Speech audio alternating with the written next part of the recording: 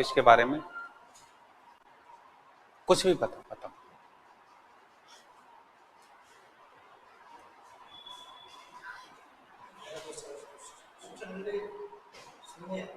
सुना है? ये अच्छी बात है। कोई बात नहीं है ना। गार्सा दत्ता हिंदी साहित्य इतिहास लेखन की जो शुरुआत मानते हैं, आलोचक जो मानते हैं, डॉक्टर नलिनी विलोचन शर्मा, उनकी किताब है साहित्य का इतिहास दर्शन। डॉक्टर शिव कुमार, उनकी किताब है हिंदी साहित्य का इतिहास दर्शन। और हिंदी साहित्य का बृहत इतिहास जो 16 खंडों में प्रकाशित हुआ है नागरिक प्रचारणी सभा से। तो वो लोग भी क्या है कि साहित्य इतिहास लेखन की शुरुआत गार्सा ताशी से मानते हैं। हम लोग पहले इसको देख लेते हैं। इसमें देखिए, पहले तो हम लोग इस पर बात कर लेते हैं कि प्रकाशन पर बात कर लेते हैं। इसका प्रकाशन कब हुआ था? अब इसका जो है पहला भाग 1839 ईस्वी में प्रकाशित हुआ था। 1839 ईस्वी में प्रकाशित हुआ था। और इसका जो है दूसरा भाग 1847 ईस्वी में प्रकाशित हुआ था। 1800। लेकिन डॉक्टर रामकुमार वर्मा है जिन्होंने हिंदी साहित्य का आलोचनात्मक इतिहास लिखा। आपने पढ़ा होगा उसके बारे में, डॉक्टर रामकुमार वर्मा के बारे में। उन्होंने एक ग्रंथ लिखा है हिंदी साहित्य का आलोचनात्मक इतिहास। डॉक्टर रामकुमार वर्मा का कुछ और मानना है। डॉक्टर रामकुमार वर्मा, इनका एक ग्रंथ है, ग्रंथ का नाम क्या है? हिंदी साहित्य का आलोचनात्मक इतिहास। आलोचनात्मक इतिहास, ये इनका ग्रंथ है एक। अब इनका ये कहना है डॉक्टर रामकुमार वर्मा का, ठीक है, किसका? डॉक्टर रामकुमार वर्मा का ये कहना है कि इसका जो है पहला भाग 1839 ईस्वी में प्रकाशित हुआ। किसमें हुआ? 1839 में हुआ। और दूसरा भाग जो है 1846 ईस्वी में प्रकाशित हुआ। और इसका तीसरा भाग 1871 ईस्वी में प्रकाशित हुआ था। किसमें हुआ था? 1871 ईस्वी में प्रकाशित हुआ था। अब ये डॉक्टर रामकुमार वर्मा का कहना है। इसके जब प्रकाशन से संबंधित आपसे पूछ ले एग्जाम में कि साहब इसका, अब आपसे वैसे जब पूछें कि इसका पहला भाग कब हुआ था 1839 ईस्वी में, और जब ये पूछे कि दूसरा भाग कब हुआ था इसका 1847 ईस्वी में, और जब डॉक्टर रामकुमार वर्मा के अनुसार पूछे कि इसका दूसरा भाग कब हुआ था 1846 ईस्वी में, और जब आपसे कॉमन क्वेश्चन पूछे कि भाई कब प्रकाशित हुआ था 1847 ईस्वी में, तीसरा भाग इसका जो हुआ था 1871 में, ये डॉक्टर रामकुमार वर्मा का कहना है। अब हम लोग आगे चलते हैं, जब इस पर बात करते हैं। हाँ जी,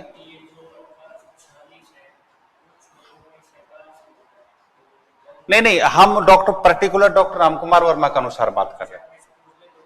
हाँ, डॉक्टर रामकुमार वर्मा के अनुसार। अब जैसे क्या है, आपसे एक क्वेश्चन पूछा, आचार्य रामचंद्र शुक्ल ने शिव सिंह सरोज को प्रकाशित कब माना है? तो शुक्ल जी ने 1833 में माना शिव सिंह सरोज हुआ था। लेकिन मजेदार कहानी यह है कि 1800 अभी इसको पकड़ ही नहीं पाए हैं लोग। 1833 ईस्वी में शिव सिंह सेंगर का जन्म हुआ था। क्या हुआ था? तो जन्म के साथ ही लिख दिया उसने, ठीक है, 1833 ईस्वी में। फिर कुछ लोग कहते हैं कि साहब ये 1876 में हुआ।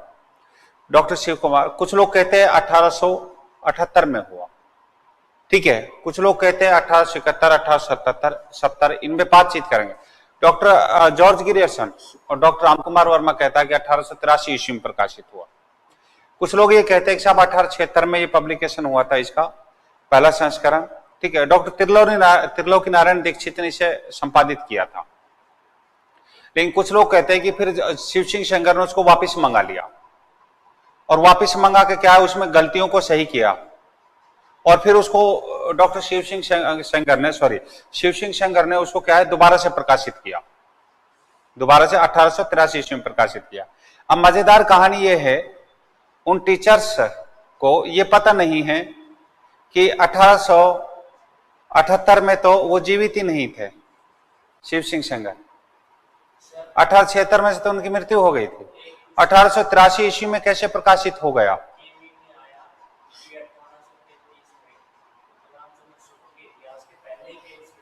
हाँ, वो शुक्ल जी ने माना है, लेकिन वो गलत है। नहीं, आंसर तो आप शुक्ल जी के अनुसार आएगा तो फिर 1833 करेंगे, ठीक है। लेकिन बात यहां ये हो रही है, जब लोग कहते हैं कि उन्होंने शिव सिंह सेंगर ने वापिस 1876 में उसको मंगा लिया और फिर वापस 1883 में शिव सिंह सेंगर ने प्रकाशित किया। शिव सिंह सेंगर ने प्रकाशित नहीं किया था, क्योंकि उसकी तो मृत्यु हो गई थी भाई उस समय। वो दोबारा संशोधित परिष्कृत रूप उसका आया था 1883 ईस्वी में, जिसका डॉक्टर जॉर्ज अब्राहम गियर्सन और हिंदी साहित्य का बृहत इतिहास और जो है डॉक्टर राम कुमार वर्मा उल्लेख करते हैं कि भाई ये 1883 ईस्वी में प्रकाशित हुआ था। अगर वैसे समय पूछा जाए तो फिर हम संशोधित संस्करण को ही मानते हैं, ठीक है। अब डॉक्टर राम कुमार वर्मा के अनुसार पूछा जाए तो 1846 कर देना, ठीक है। अभी हम लोग क्या है इस पर थोड़ी सी बातचीत कर लेते हैं।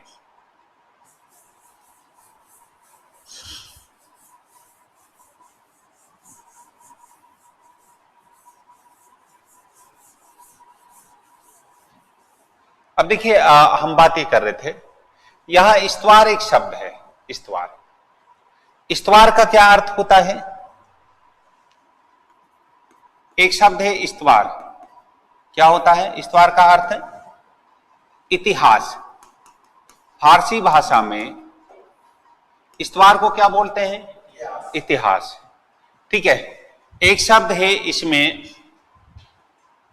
जो है, जब इसकी बात करते हैं, इस्तवार द लिटरेच्यूर। लिटरेच्यूर एक शब्द है, क्या है? लिटरेच्यूर एक शब्द है, लिटरेच्यूर। इसका अर्थ होता है लिटरेचर, साहित्य। इसका अर्थ क्या होता है? साहित्य। लिटरेच्यूर का अर्थ होता है, बंद करो कॉपी को, पहले समझो। लिटरेच्यूर का अर्थ होता है लिटरेचर अर्थात साहित्य। एंदुई का अर्थ जब हम लोग देखते हैं, एंदुई का अर्थ इससे हिंदी भाषा के कवियों से है। एंदुई का अर्थ किससे है? हिंदी भाषा के कवियों से है। और हिंदुस्तानी का अर्थ है, एक्चुअली हिंदुस्तानी जो भाषा है वो उसे कहा जाता है हिंदुस्तानी भाषा जिसमें उर्दू, हिंदी, अरबी और फारसी के शब्द मिले जुले हुए होते, उसे हिंदुस्तानी कहा जाता है। अब जब मुसलमान आए तो वो शुद्ध रूप से हिंदी तो बोल नहीं पाते थे, ना संस्कृत, तो वो उर्दू का गिरा हुआ, उर्दू भाषा बोलते थे, अरबी का गिरा हुआ रूप और कुछ हिंदी के शब्द। तो हिंदुस्तानी से मतलब यहां पर है उर्दू भाषा, क्या है? उर्दू भाषा के कवियों का उल्लेख से है, ठीक है।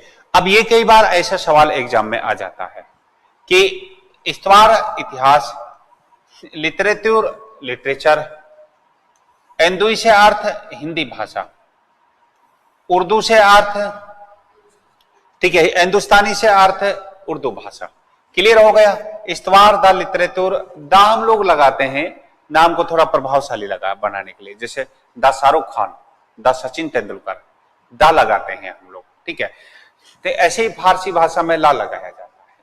अब इस्तवार द लिटरेचर एंदुई, इन्होंने हिंदी साहित्य का इतिहास लिखा जिसमें उर्दू और हिंदी के कवियों के बारे में हमें जानकारी मिलती है, ऐसा इन्होंने इतिहास लिखा। अब हम लोग बात कर रहे हैं अभी इस पर, तो यहां तक बात क्लियर हो गई, इसके प्रकाशन की तारीख तक क्लियर हो गई, ठीक है। एक हेडिंग डाल लीजिए, फिर मैं इस पर बात आपको करता हूं। लिखिए साहित्य इतिहास लेखन की परंपरा, साहित्य इतिहास लेखन की परंपरा। साहित्य इतिहास लेखन की परंपरा लिखिए, पहले हेडिंग डालिए।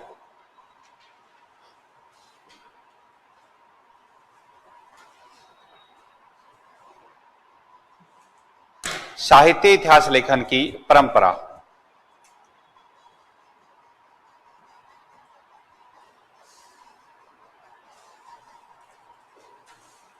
परंपरा लिख लिया यहां तक। अब लिखिए हिंदी साहित्य इतिहास लेखन की परंपरा।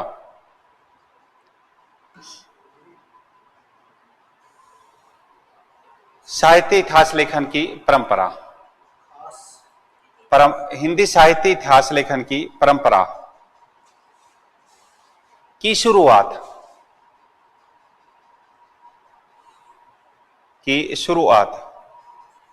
गारसद तासी से मानी जाती है।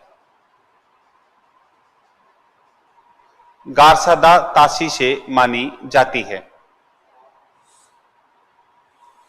तासी से मानी जाती है।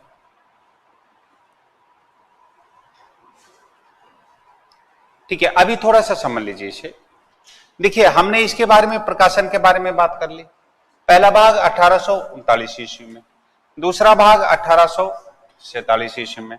डॉक्टर रामकुमार वर्मा के अनुसार पहला भाग 1839 ईस्वी में, दूसरा भाग 1846 ईस्वी में, तीसरा भाग 1871 ईस्वी में। ये डॉक्टर रामकुमार वर्मा ने माना।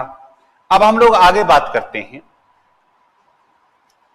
फिर इसमें हमने इसका अर्थ देखा। क्या देखा? अर्थ। इस्तवार का अर्थ तो क्या हुआ? इतिहास। क्या अर्थ हो गया? इतिहास। लिटरेचर का अर्थ क्या हुआ? साहित्य, लिटरेचर। क्या अर्थ हुआ इसका? लिटरेचर।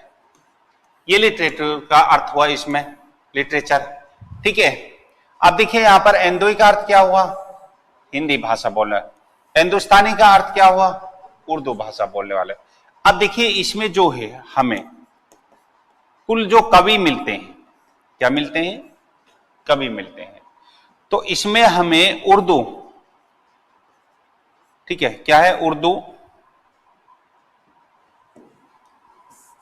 इसमें हमें उर्दू एवं हिंदी भाषा के कुल 738 कवि मिलते हैं। कितने मिलते हैं? 738 कवि मिलते हैं।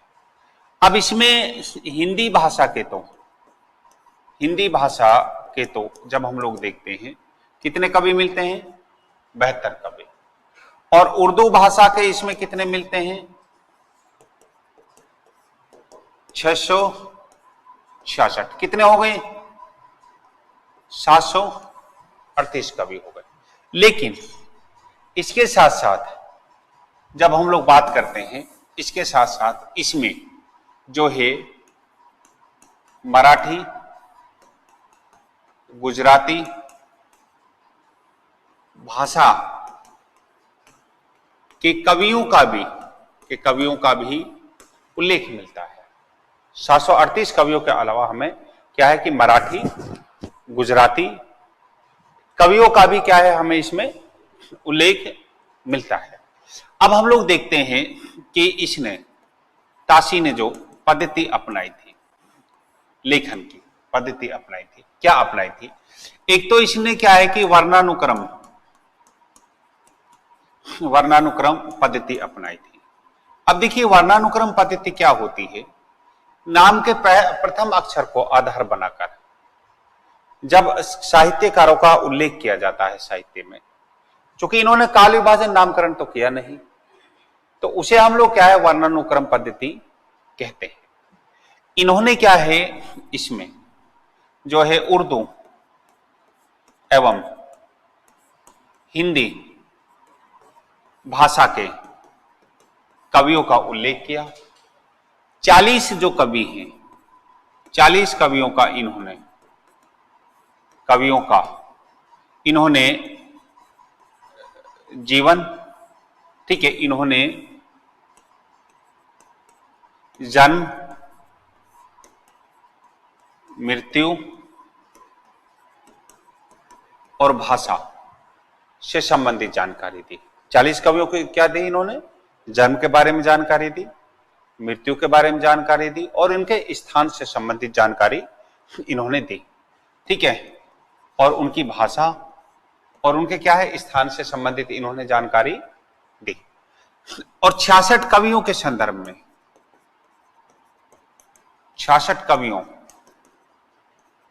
के संदर्भ में इन्होंने विस्तार से जानकारी दी। विस्तार से जानकारी दी थी। 66 कवियों के बारे में इन्होंने विस्तार से जानकारी दी। बाकी कवियों का इन्होंने नाम एवं रचना का ही उल्लेख कर दिया, संक्षिप्त जानकारी दी। इन्होंने जो पद्धति अपनाई उसके बारे में मैं बात कर रहा हूं। अब इन्होंने क्या काम किया आगे चलकर, जब हम लोग इसकी बात करते हैं ताशी की, हिंदी साहित्य के इतिहास लेखन की शुरुआत गारसदा ताशी से मानी जाती है, जिसको वो कहते हैं गारसदा ताशी कि भाई रेखता भाषा जो थी उसकी तो मुझे क्या है 2550 कवियों के बारे में जानकारी मिली, और हिंदी के जो कवि हैं वो 1200-1300 के आसपास उनकी जानकारी मिली, लेकिन उन्होंने 738 के बारे में ही उसके पास में उपलब्ध जानकारी मिली, उन्हीं का वहां पर उल्लेख दिया। हम पद्धति पर बात कर रहे हैं कि इन्होंने कौन सी पद्धति को अपनाया था, वर्णानुक्रम पद्धति। अब इन्होंने चंद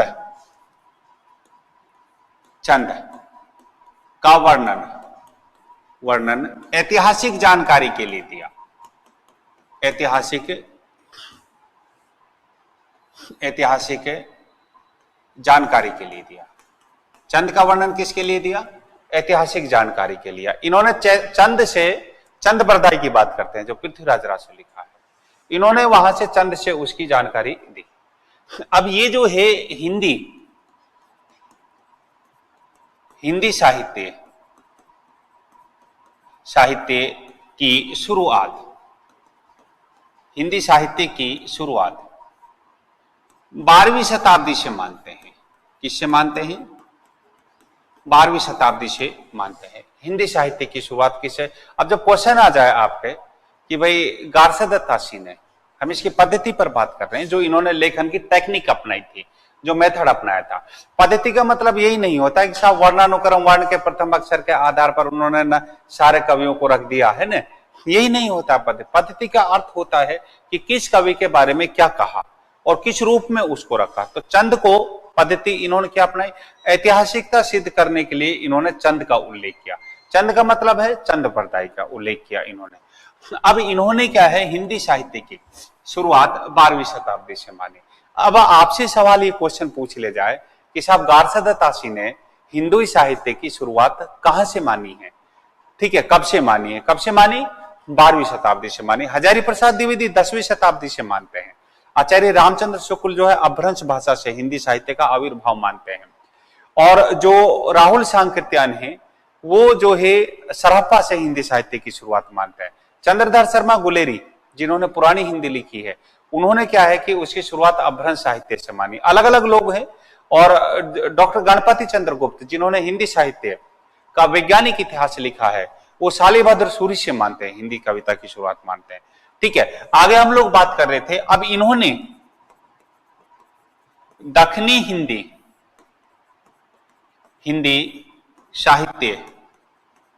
साहित्य की शुरुआत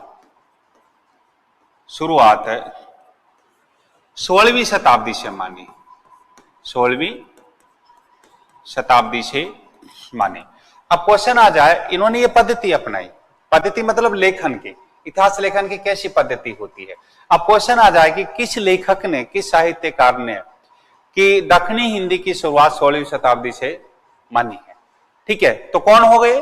गारसदा ताशी। ताशी ने कहां से मानी? 16वीं शताब्दी से इसकी शुरुआत इन्होंने मानी। और हिंदू साहित्य की शुरुआत कब से मानी?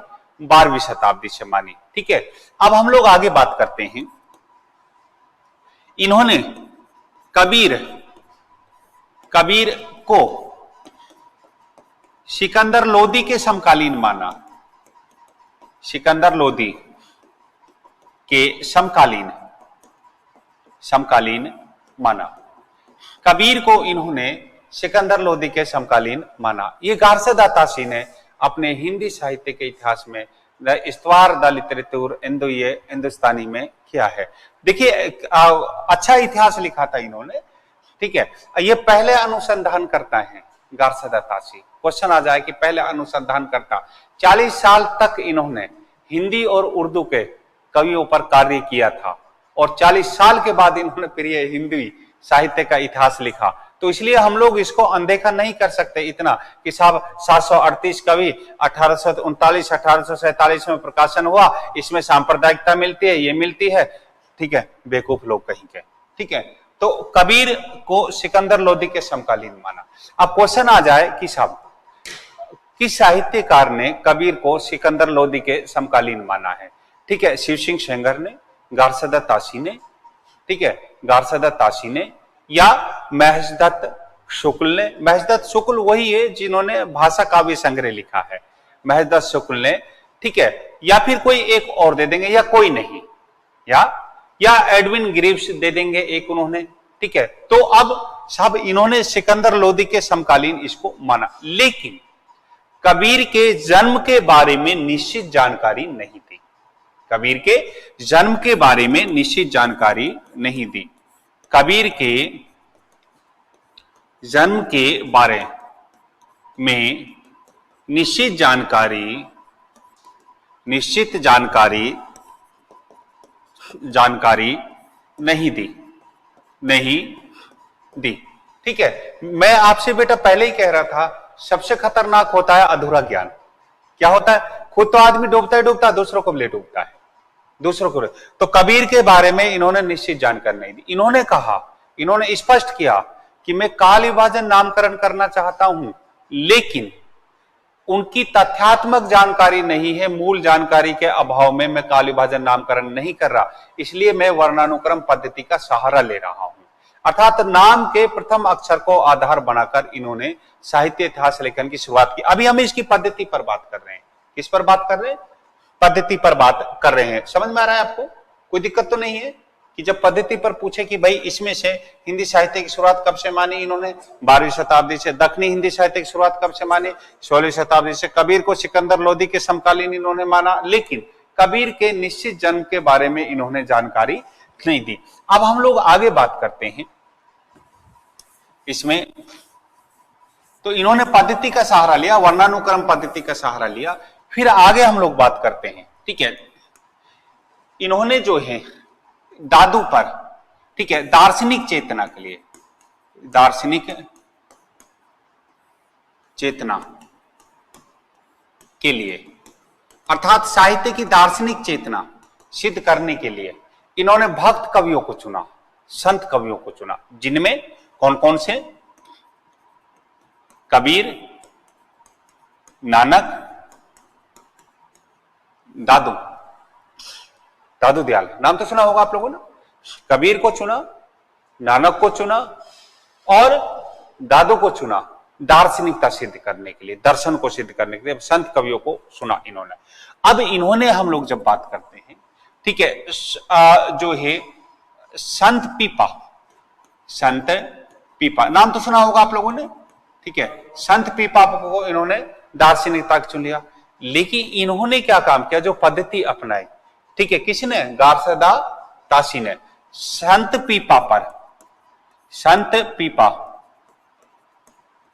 को सूरदास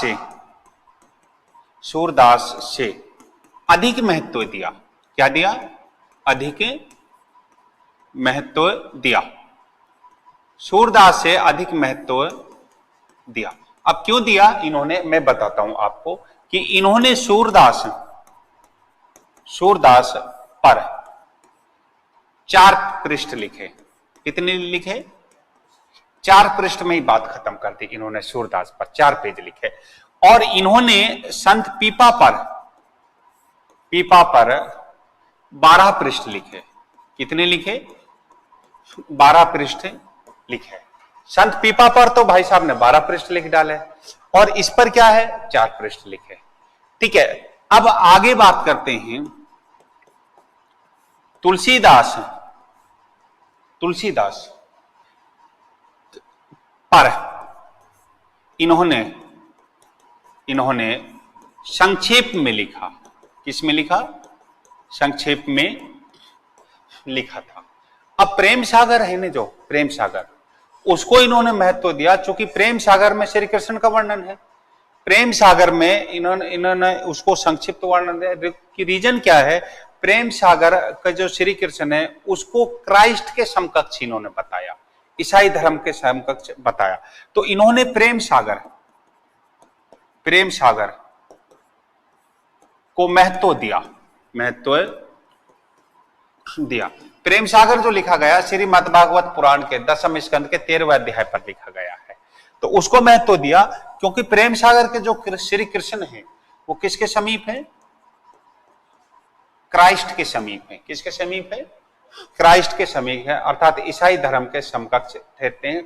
इनका ये कहना है कि प्रेम सागर के जो श्री कृष्ण है उनकी जो कथाएं हैं वो क्या है कि ईसाई धर्म के समकक्ष अर्थात क्राइस्ट से मिलती जुलती हैं। ठीक है, यहां तक बात क्लियर हो गई, उसके समकक्ष मिलती जुलती हैं। अब आगे हम लोग बात करते हैं इसके बारे में। यहां तक समझ में आया किस कवि के बारे में इन्होंने क्या कहा? गार्सदत्तासी ने। क्लियर हो रहा है? यहां पर किताबों में मत ढूंढना, नहीं मिलने वाला है, मैं समझा रहा हूं ना।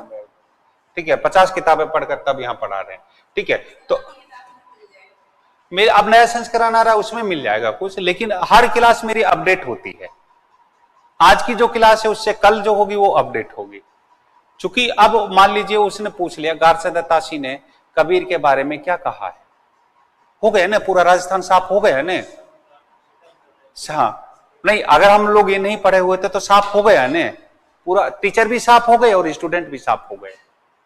ठीक है, तो अब इसलिए मैं कहता हूं कि अधूरा जानकारी जो होती है, अधूरी ज्ञान जो होता है वो बेटा बहुत खतरनाक होता है, बहुत खतरनाक। तो थोड़ा हम समझ लेते हैं इसके बारे में, कोई दिक्कत तो नहीं है। ठीक है, अब आगे बात करते हैं भक्त कवियों में इन्होंने सूरदास, तुलसीदास, कबीर, ठीक है, किस पर? कबीर, दादू, नानक और संत पीपा पर लिखा। इन्होंने इनके साहित्य को व्यापक बतलाया। क्या बतलाया? व्यापक बतलाया। अब इनका ये कहना है, ठीक है, इन पर इन्होंने लिखा। अब आगे चलते हैं, प्रेम सागर को महत्व दिया इन्होंने, बेताल पच्चीसी, ठीक है, इन जैसी ऐसी रचनाओं को महत्व दिया। तो साथ में इन्होंने रेखता के कुछ कवियों का वर्णन किया और हिंदी भाषा के। इनका यह कहना था कि भाई 2550 कवियों को रेखता के बारे में मुझे जानकारी है, लेकिन पूर्ण जानकारी उपलब्ध नहीं होने के कारण मैं इनके बारे में वो नहीं कर पाता। ठीक है, अब देखिए यहां पर हम लोग देखते हैं, अब क्वेश्चन आता है प्रथम अनुसंधान कर्ता कौन है? ठीक है, अब प्रथम अनुसंधान कर्ता जो है, इन्होंने क्या है 40 वर्ष, कितने वर्ष? 40 वर्ष तक इन्होंने हिंदुई और हिंदुस्तानी कवियों पर शोध किया और फिर इन्होंने ये जानकारी लिखी। हालांकि ये भारत नहीं आए थे कभी, ये सही बात है, लेकिन भारत से ये यहां नहीं आकर ये कहा ग्रेट ब्रिटेन गए थे, क्योंकि अंग्रेजों के अधीन था भारत। अब अंग्रेजों के अधीन था जो भारत, तो इन्होंने क्या काम किया कि वहां जाकर, चूंकि साहित्य वहां की लाइब्रेरी में चला गया था, ठीक है, कोई भी यहाँ आक्रमणकारी आया तो सबसे पहले उन्होंने मंदिरों से किताबों को चुराया, लाइब्रेरी से पुस्तकों को चुराया, ठीक है, ये किया। ठीक है, तो पहले अनुसंधानकर्ता कौन माने जाते हैं? गार्सदातासी पहले अनुसंधानकर्ता माने जाते हैं। ये प्रथम साहित्यकार माने जाते हैं, प्रथम साहित्य लेखक माने जाते हैं। साहित्य लेखक से मतलब है हमारा हिंदी साहित्य का इतिहास लेखन, कि इन्हें वो प्रथम माना जाता है।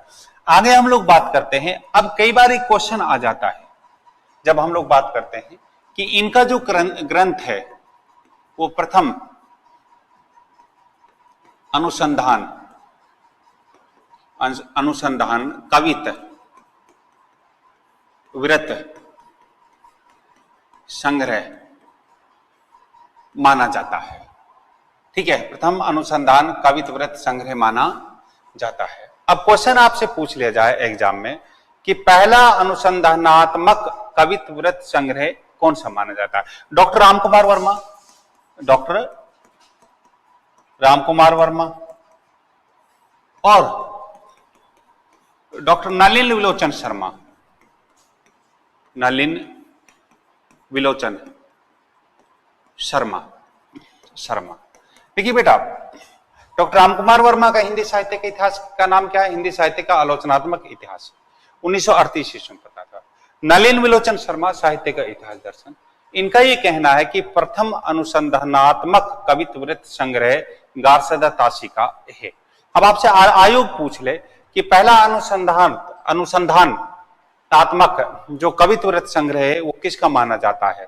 गारसदा ताशी का माना जाता है। ठीक है, अब यहां से आपसे अगर सवाल पूछे तो आप लोग कर देंगे। देखिए, हमने किस किस पर बात करी, अभी और करेंगे हम लोग, अभी बातचीत और करेंगे, बातचीत पूर्ण नहीं हुई है हमारी। ठीक है,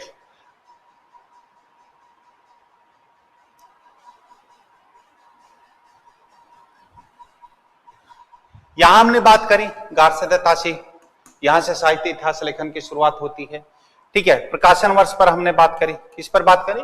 प्रकाशन वर्ष आपने देखा इसका। फिर इसके बाद में आपने इसका अर्थ देखा। ठीक है, अर्थ क्लियर हो गया।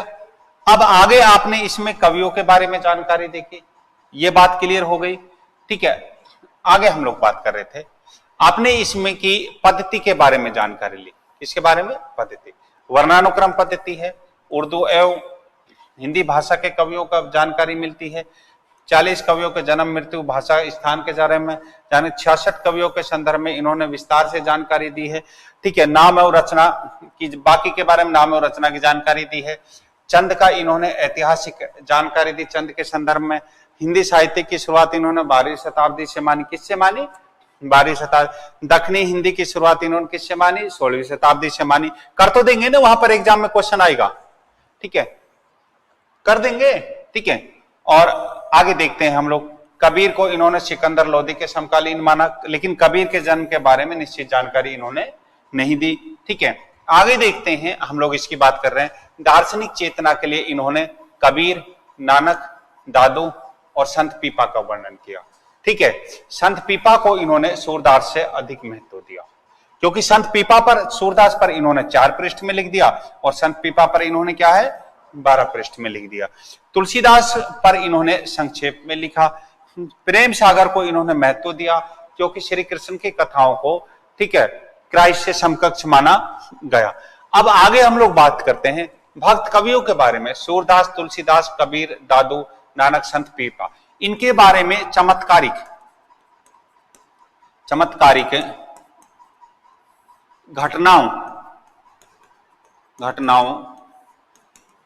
की जानकारी दी थी। चमत्कारिक घटनाओं की जानकारी दी थी इनके बारे में। ठीक है, अब आगे चलते हैं। प्रथम अनुसंधानात्मक, जब आपसे पूछा जाए कि भाई कौन सा है ग्रंथ, कौन सा है, कर्ता कौन सा है, तो गारसदा ताशी। और ये प्रथम साहित्य इतिहास लेखक हैं, जिससे साहित्य इतिहास लेखन की शुरुआत मानी जाती है। लेकिन इसे हिंदी साहित्य का प्रथम इतिहास ग्रंथ नहीं माना जाता, क्योंकि इसमें काल विभाजन नामकरण नहीं मिलता है। काल विभाजन नामकरण नहीं मिलता है। ठीक है, आगे चलते हैं। प्रथम अनुसंधान कवित्व वृत्त संग्रह किसे माना जाता है? गारसदा ताशी के इस्तवार द लिटरेचर एंडुए हिंदुस्तानी को माना जाता है। डॉक्टर रामकुमार वर्मा और डॉक्टर नलिन विलोचन शर्मा का ये मानना है। अब देखते हैं हम लोग, और अभी बात करेंगे इस पर। इसका हिंदी अनुवाद, ठीक है, इसका हिंदी अनुवाद डॉक्टर लक्ष्मी सागर वारसानी ने किया था। हिंदू साहित्य का इतिहास किस नाम से किया था? याद है या नहीं है? क्या है नाम बताइए? इस डॉक्टर लक्ष्मी सागर ने इसका अनुवाद किया था, हिंदू साहित्य का इतिहास नाम से किया था, अर्थात हिंदी साहित्य का इतिहास के नाम से किया था। डॉक्टर लक्ष्मी सागर वारसानी ने इसका हिंदी अनुवाद किया। बेटा, इस पर मैं डिबेट से आपको लंबा हुआ अर्थ लिखवाऊंगा। अभी वहां मत जकड़े रहो जहां पर उठे हो, वहां से आगे निकलो। ठीक है, अब वो संस्कृत उसके आचार्यों का अनुसार अर्थ है, हिंदी के कवियों लेखकों का अलग अनुसार है, पाश्चात्य काव्य शास्त्रों का अलग अनुसार है, भारतीय काव्य शास्त्र जो लिखते हैं उनका अलग अनुसार है। ये एक लंबी डिबेट है। ठीक है, वही मत कर रहो, अब नहीं पूछते साहित्य का अर्थ क्या होता है, लेखक के अनुसार पूछते हैं, जिसपे हम लोग आपको शुरुआत से बता रहे, एक एक चीज बता रहे हैं, ठीक है, वो तो पढ़ नहीं रहे जो पढ़ा रहे हैं। तो डॉक्टर लक्ष्मी सागर वार्ष्णेय ने इसका हिंदी अनुवाद किया था। ये सवाल कई बार आ जाता है, ठीक है, अब नहीं पूछते, ये आ चुका है। अब देखिए हम लोग बात करते हैं इसका साहित्यिक दृष्टिकोण क्या रहा था, ठीक है, इसका साहित्यिक दृष्टिकोण क्या रहा था, साहित्यिक दृष्टिकोण इसका क्या रहा था, अर्थात साहित्यिक दृष्टिकोण की हम लोग इसकी की बात कर लेते हैं। साहित्यिक दृष्टिकोण, देखिए भारतीय साहित्य के प्रति इसका व्यापक दृष्टिकोण रहा है। क्या रहा है? व्यापक दृष्टिकोण रहा है। भारतीय साहित्य के प्रति इसका क्या है? व्यापक दृष्टिकोण रहा। संकीर्ण नहीं रहा, वो तो लोग गलत बताते हैं जो संकीर्ण रहा है, क्योंकि उन्होंने किताबें नहीं पढ़ी।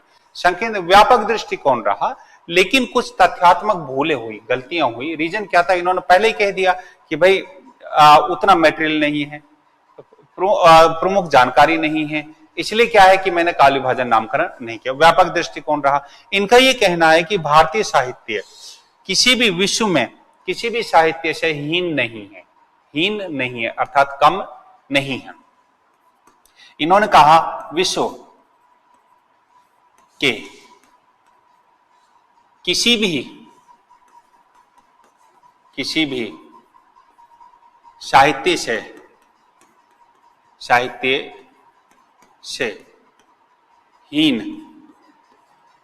हीन नहीं है। इनका यह कहना था कि भारतीय साहित्य विश्व के किसी भी साहित्य से हीन अर्थात कम नहीं है, ठीक है। अब इन्होंने कहा कि भारतीय साहित्य जो मिलता है वो हमें धर्म का वर्णन करता है। किसका करता है?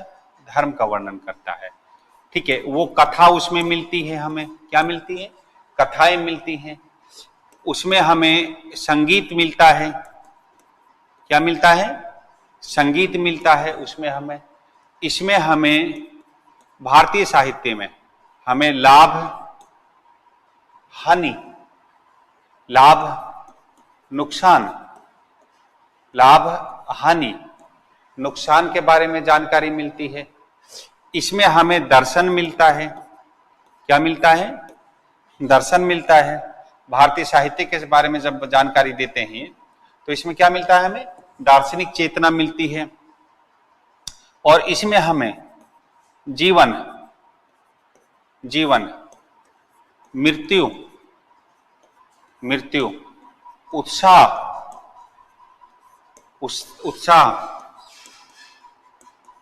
त्योहार आदि की जानकारी मिलती है। इन्होंने क्या है? इसके प्रति क्या है? व्यापक दृष्टिकोण रखा। तो इसमें हमें क्या है कि इनका यह कहना था कि विश्व में किसी भी साहित्य से ये क्या है? हीन नहीं है। इसमें हमें जो भारतीय जीवन है, ठीक है, जो भारतीय जो जीवन है, भारतीय जीवन की संपूर्ण जानकारी मिलती है। संपूर्ण जानकारी मिलती है। भारतीय जीवन की क्या मिलती है? संपूर्ण जानकारी इसके बारे में हमें मिलती है। अब आगे चलते हैं हम लोग, फिर थोड़ा सा और बात कर लेते हैं इस पर, ठीक है, इसके बारे में। इसका उद्देश्य क्या रहा था? गार्सदातासी का उद्देश्य क्या रहा था? जो इन्होंने इस्तवार द लिटरेचर हिंदुस्तानी लिखा था, जिसमें 738 कवियों के बारे में हमें जानकारी मिलती है, तो इनका उद्देश्य क्या था? इसका कई बार पूछ लें कि भाई इनका उद्देश्य क्या था। पूछ सकते हैं, क्यों नहीं पूछ सकते हैं, ठीक है। विदेशियों, ठीक है, अर्थात विदेशी लोगों को भारतीय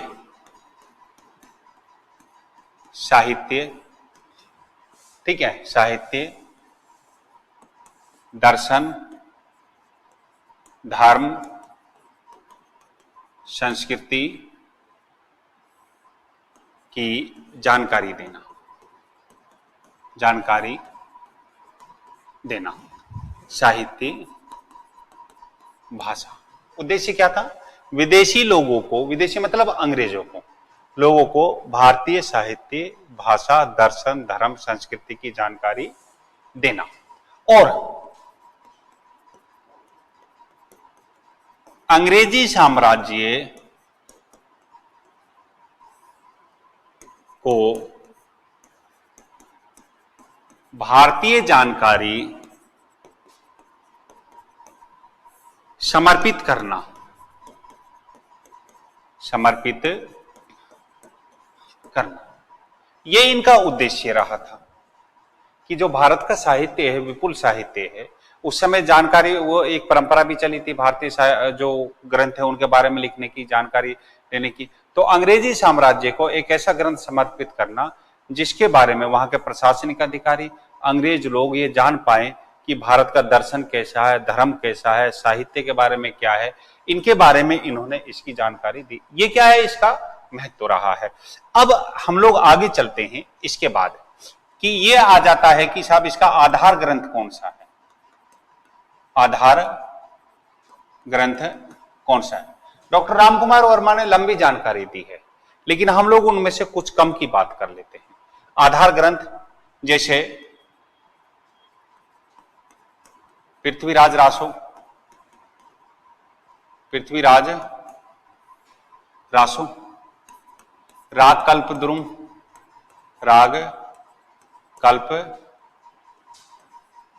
द्रुम, ठीक है। इसके बाद प्रेम सागर, कौन सा? प्रेम सागर। नाभादास की भक्तमाल, नाभादास की भक्तमाल, ठीक है। नाभादास की कौन सी ग्रंथ रचना? भक्तमाल। भक्त कवियों के बारे में इन्होंने जो जानकारी दी है वो भक्तमाल के आधार पर दी है। कबीर के बारे में, नानक के बारे में, दादू के बारे में, है ना, संत पीपा के बारे में। राग कल्प द्रुम। आगे देखिए, कृष्णदेव की भक्तमाल को इन्होंने आधार बनाया।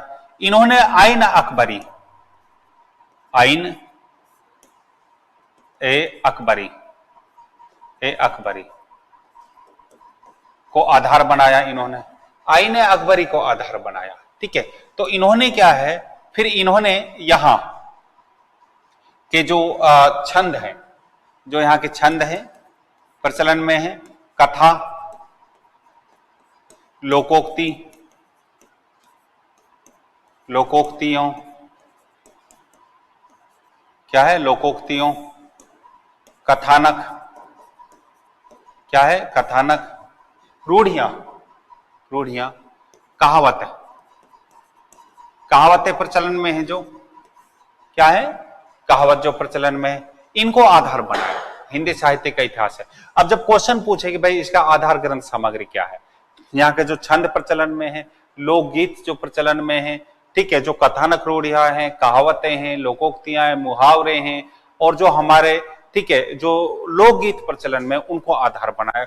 भक्तमाल को दार्शनिक चेतना, भक्त कवियों के बारे में सूचना देने के लिए इन्होंने वो किया, और साथ में चंद को, आईने अकबरी को, ठीक है, और गजेटियर जो निकले थे उनको आधार बनाया। कुछ अंग्रेजों ने, ठीक है, कनिंगम ने जो हिस्ट्री लिखी थी, सिखों पर जो हिस्ट्री की किताब लिखी थी, उसको आधार बनाया, ठीक है। तो इन्होंने क्या है, ये आधार ग्रंथ रखे। कई बार ये क्वेश्चन पूछ लिया जाता है कि किस आधार सामग्री को इन्होंने वो बनाया। अब सवाल ये है कि इसका महत्व क्या है, इसका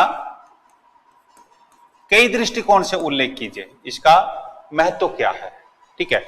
अब पहली बार तो ये कि किसी विदेशी लेखक ने, विदेशी लेखक ने हिंदी साहित्य के इतिहास लेखन की, इतिहास लेखन की शुरुआत की, पहला मैं तो शुरुआत की। दूसरा हम लोग जब देखते हैं, इन्होंने पहला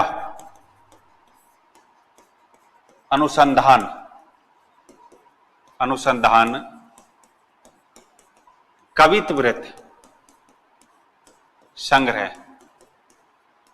हमारे सामने आता है, पहला कवित्वृत संग्रह हमारे सामने आता है। और ताशी जो है पहला अनुसंधान करता माना जाता है, पहला अनुसंधान करता माना जाता है। फिर हमारे बारे जब जो है इसके बारे में पहली बार हमें कवियों की ऐतिहासिकता पर विचार किया गया, दार्शनिकता के बारे में लिखा गया, भारतीय संगीत के बारे में वो लिखा गया। ठीक है, तो पहली बार हमें इतिहास लेखन की शुरुआत यहां से मानी जाती है। तो पहला लेखक हुआ ये। अब सवाल ये होता है साहब, इतना कुछ करने के पश्चात में भी इसमें कुछ कमियां रह गई। क्या रह गई? इसमें कुछ क्या हो गए? कमियां रह गई।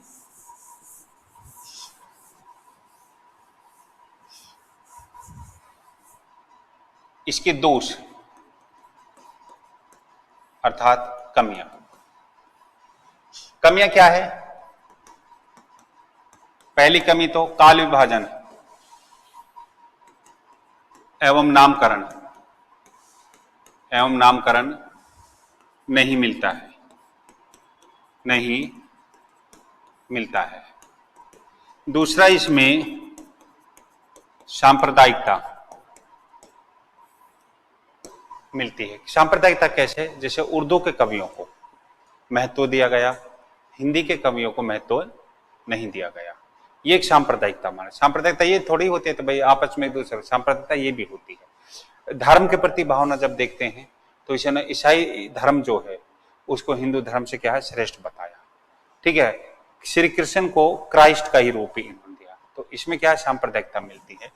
ये जो है इसमें वर्णानुक्रम पद्धति का सहारा लिया गया, जो सबसे खराब पद्धति मानी जाती है। रीजन क्या है? ठीक है, पर जो इनकी जिससे इन्होंने इतिहास लिखा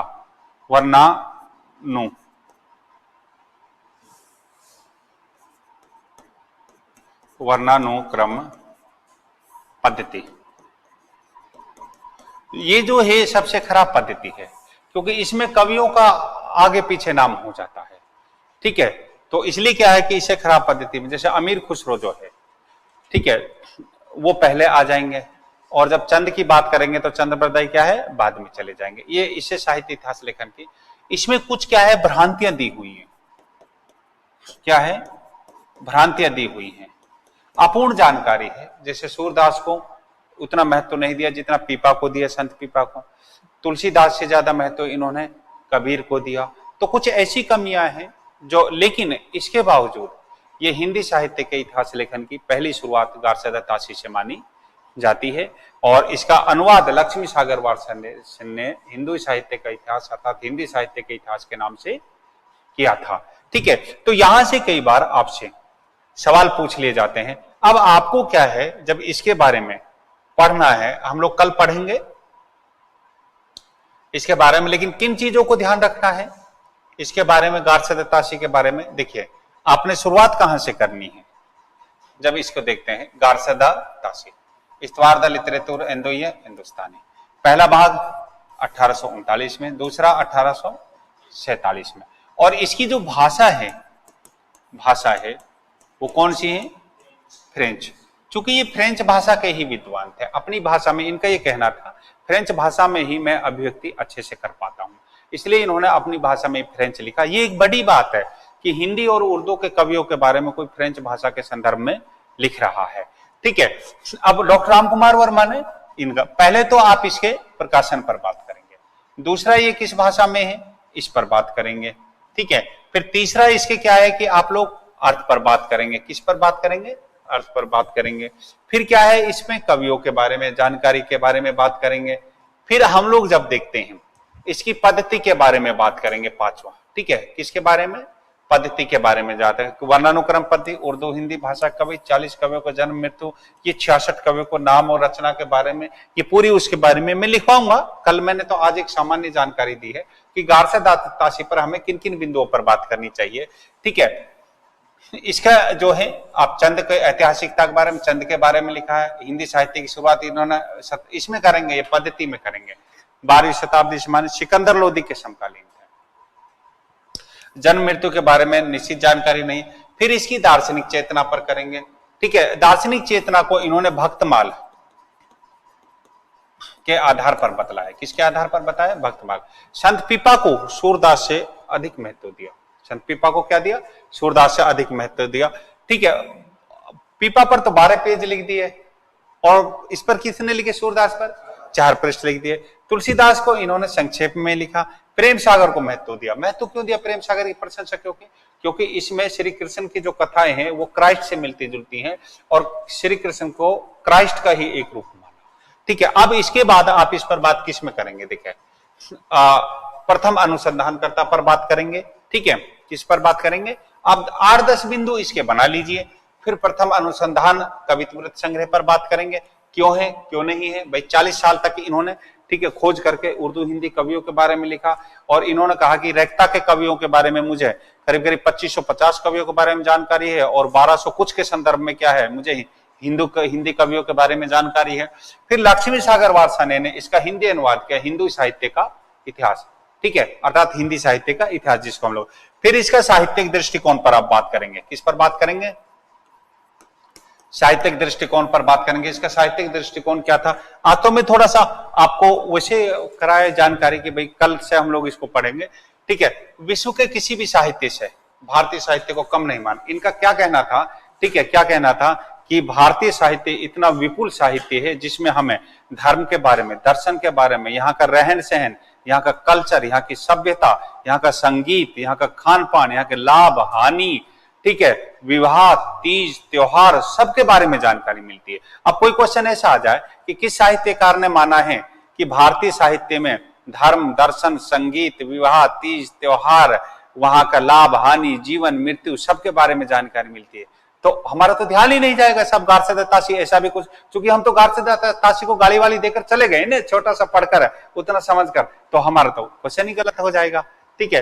तो अब ये इन्होंने, ठीक है। फिर आप इसके बारे में कि इसका उद्देश्य क्या था, सब रीजन तो रहा होगा कोई गारसे ताशी का, जैसे शिव सिंह सेंगर का रीजन रहा है, भाषा काव्य संग्रह जो लिखा उसमें रीजन रहा है, the modern vernacular literature of Hindustan का कोई उद्देश्य रहा, शुक्ल जी का उद्देश्य रहा है, शुक्ल जी का उद्देश्य रहा है, जो उन्होंने 1923 ईस्वी से जिसकी शुरुआत की थी हिंदी साहित्य के इतिहास लिखने। शुरुआत किससे की थी? 1923 ईस्वी से शुरुआत की थी। 22 में उसको एमए की क्लास मिली थी शुक्ल जी को, बनारस हिंदू विश्वविद्यालय में पढ़ाने के लिए। तो उन्होंने बच्चों के लिए नोट्स बनाए थे, जैसे हम बनाते हैं ना नोट्स, ऐसे बनाए पढ़ाने के लिए। तो 23 से उन्होंने शुरुआत कर दी थी, ठीक है।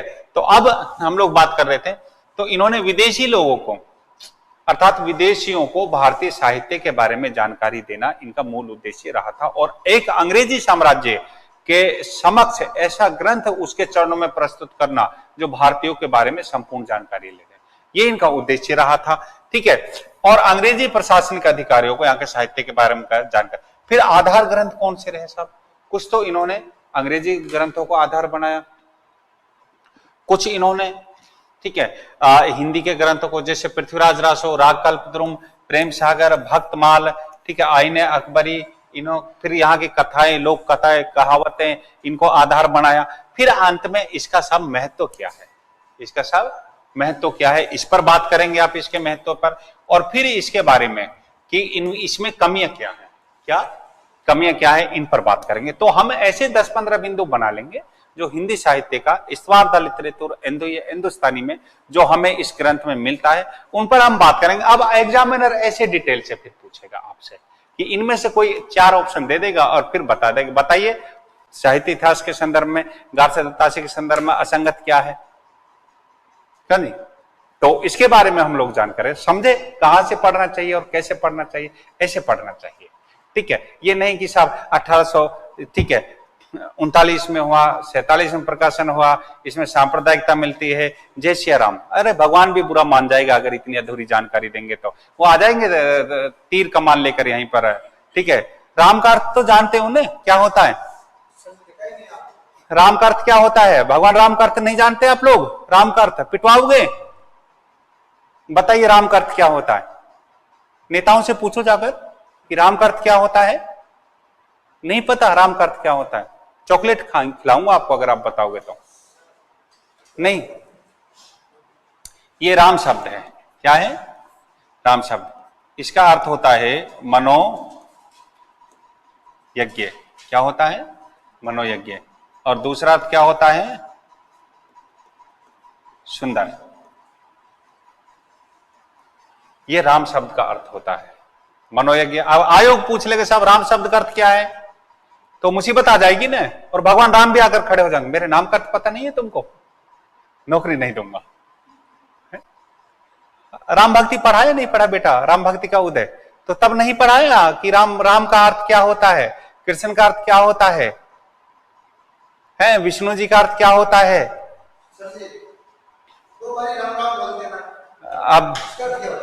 अब मैं आपको कल जो है इसके बारे में आगे जानकारी, कुछ समझ में आया कैसे पढ़ना चाहिए साहित्य? तो ऐसे ही हमारी साहित्य की क्लासेस चलेंगे। उसके बाद मेरे स्टूडेंट्स को कोई चैलेंज नहीं कर पाएगा कि साहब आपके बच्चे कम जानते हैं, ठीक है, वो कहीं भी पढ़ा देंगे, किसी भी स्कूल कॉलेज में बोर्ड पे पढ़ा देंगे, आरपीएससी के मेंबर को उतना पढ़ाएंगे, वो खुश हो जाएंगे कि यार इस बच्चे को तो किसी भी तरह से दे ही दो नौकरी, जब गार्सद ताशी पे इतने बिंदुओं में पढ़ा कर जा रहा है, तो वो जबरदस्ती देकर देंगे। वो ये कहेंगे भैया ज्वाइनिंग कब से कर रहा है कॉलेज लेक्चर, ये बता, ज्वाइनिंग लेटर बना रहे, बाहर बैठा रहे, तो ऐसे बच्चों को देंगे। वो कोई नहीं रोकता, ईमानदारी से तैयारी करते हैं। और फिर अगर इतना बता कर रहा होगा सांप्रदायिकता है, ये है, वो है, लल्लू लाल है, फिल्लू लाल है ना, ये नॉनसेंस बातें हैं ये सारी चीजें, ठीक है। अपूर्ण जानकारी देना ना तो देश के हित में है, ना समाज के हित में है, ना साहित्य के हित में है, ना स्टूडेंट्स के हित में है, जिनसे करियर बर्बादी के अलावा और कुछ नहीं मिलता है, ठीक है। ये सारी अपूर्ण जानकारियां ठीक नहीं है छात्रों के सामने परोसना। इसीलिए जब आयोग पेपर लेता है 10 दिन तक आंसर नहीं मिलते, पेपर के 10 दिन तक आंसर ढूंढते रहते हैं लोग, आंसर कहां है? अरे भाई तुमने पढ़ाया ही नहीं, आंसर कहां मिलेंगे?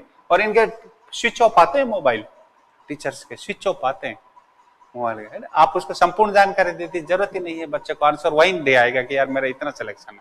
कई मेरे बच्चे होते हैं वो एग्जाम देकर आते हैं और बाहर आकर मिठाई खिला जाते हैं शाम को, सर मिठाई खा लीजिए सिलेक्शन हो जाएगा। ऐसे बहुत सारे शेखावाटी के बच्चे मेरे जो एग्जाम देने के बाद 2-3 घंटे बाद ही मिठाई खिला जाते हैं, रिजल्ट का वेट नहीं करते, सब हमारा सिलेक्शन हो जाएगा ना, हम सही कर आए सवाल को, ठीक है। तो हमारी मेहनत काम आई और आपकी भी, ठीक। तो हम लोग कल बेटा इसके बारे में, गार्सद ताशी के बारे में डिटेल से बातें करेंगे और उसको लिखेंगे, ठीक है। मैं इसको बंद कर देता हूं अभी।